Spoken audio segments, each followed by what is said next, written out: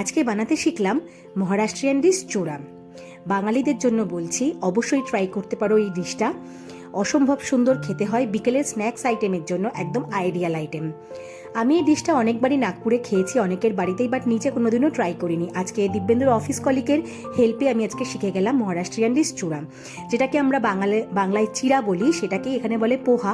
তো যেটা আমরা চিড়ের পোলাও বানাই তার থেকেও পাতলা হয় এই চিড়েটা। প্রথমে আমরা সেই চিড়েটাকে শুকনো খোলায় ড্রাই রোস্ট করে নিলাম। এরপরে তেল দিয়ে বাদাম, যেটাকে বলে এখানে শিংদানা, আর ডালিয়া, সেটাকে আমরা সুন্দর করে ফ্রাই করে নিলাম, আলাদা করে রেখে দিলাম। এরপরে আবার তেল দিয়ে কাঁচা পেঁয়াজ, কাঁচা লঙ্কা ফ্রাই করে নিলাম। এরপর দিয়ে দিলাম মৌরি, হিং, হলুদ গুঁড়ো আর নুন। ব্যাস, সুন্দর করে মশলা আমাদের রেডি হয়ে গেল। এরপরে যে ড্রাই রোস্ট করে নেওয়া পোহাটা ছিল সেটাকে দিয়ে দিলাম, আর দিয়ে দিলাম তেলে ভাজা ডালিয়া আর বাদাম একসাথে সুন্দর করে হাত দিয়ে মিক্সড করে নেওয়া হলো।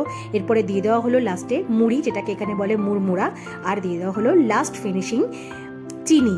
ব্যাস, সুন্দর করে দু হাত দিয়ে ব্লেন্ড করে নিয়ে রেডি হয়ে গেল আমাদের বিকেলের স্ন্যাক্স আইটেম মহারাষ্ট্রিয়ান ডিশ চূড়া। অবশ্যই ট্রাই করো, কমেন্টে জানিও।